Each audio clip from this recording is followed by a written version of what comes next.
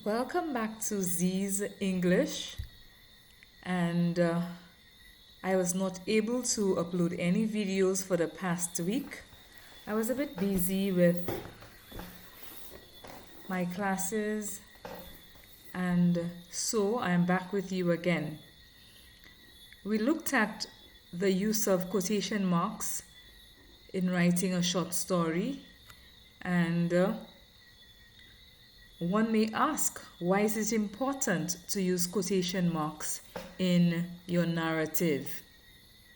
I always say that the use of dialogue adds luster to a short story. For example, if you are to write a story about a fire, someone may write, he quickly ran into the kitchen and realized that the curtains were ablaze. If I were to use dialogue, this would add an interesting twist to the story. So I can say, Sam rushed into the kitchen. Oh my goodness, he bellowed as he pulled the curtains that were ablaze. So here we realize that the dialogue would have added some sort of life to your story. So how do we use quotation marks in our story? Right here, we are going to be looking at the basic aspects of quotation marks. Here we have a question. Where are you going? Asked Sarah. In this sentence, I want to point out what we refer to as the explanatory words, or sometimes we refer to it as the quotation tag. So whenever you are going to use dialogue and the sentence that you are writing ends with a quotation tag, your quotation marks must come first. So here we have, where are you going? Asked Sarah. Notice I have a very small a for asked Sarah. We never use a capital A here for asked Sarah. This would be incorrect. I would have to put small a for asked Sarah. In this second example, we have, this doesn't concern you, Gerald said. This one is a statement. And we realize that the quotation tag or the explanatory words are still at the end. So here we realize that there is a comma before we end with the quotation tag. So whenever we have a sentence or a statement that is used before the explanatory words, we need to have a comma. Let's have another statement. So I'm going to write, this is terrible, said Carla. So I'm going to commence with my quotation marks, and I'm going to have, this is terrible. I need to have a comma. I'm going to enclose the comma with my quotation marks. This is terrible. And I'm going to have said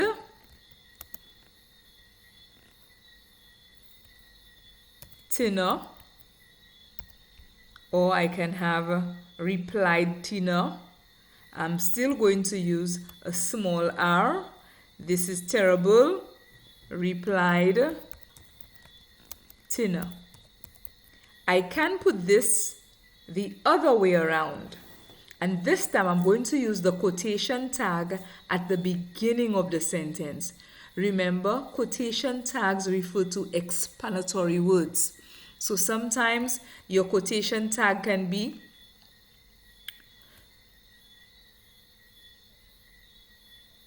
Gary shouted. Another quotation tag can be Paula whispered. And why are they called quotation tags? It is because they actually introduce or explain what is going to be said. This is why we can actually call it quotation tags or explanatory words. So if I have begun my sentence with Paula whispered, I'm going to have a comma before I introduce the direct quote. So I'm going to have Paula whispered, stay. Notice I'm having a capital S for stay. Stay with me, please.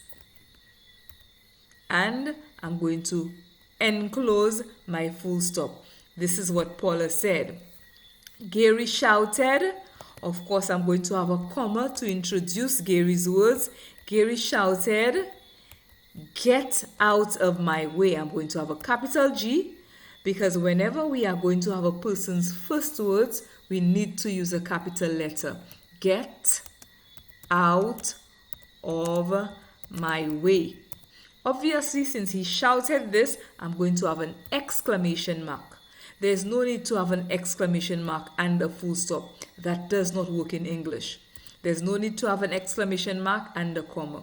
You have an exclamation mark, one punctuation mark is sufficient, and we enclose it with our quotation marks.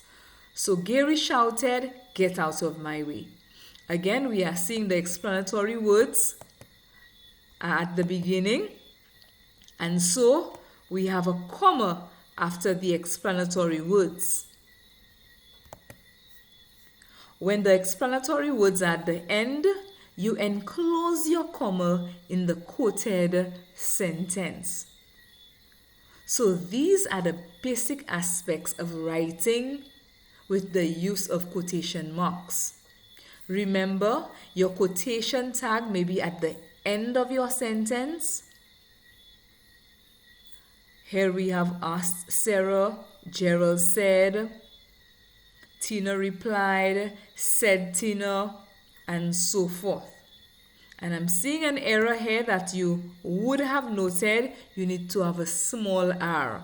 So I'm going to say, this is terrible, replied Tina. I'm going to have capital T.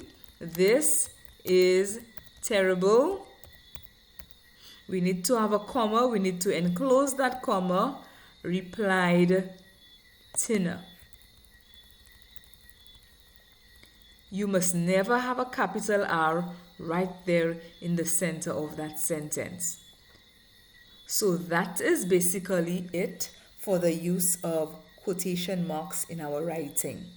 In my next video, I'm going to show you how we are going to use these quotation marks in the body of a story or a piece of writing.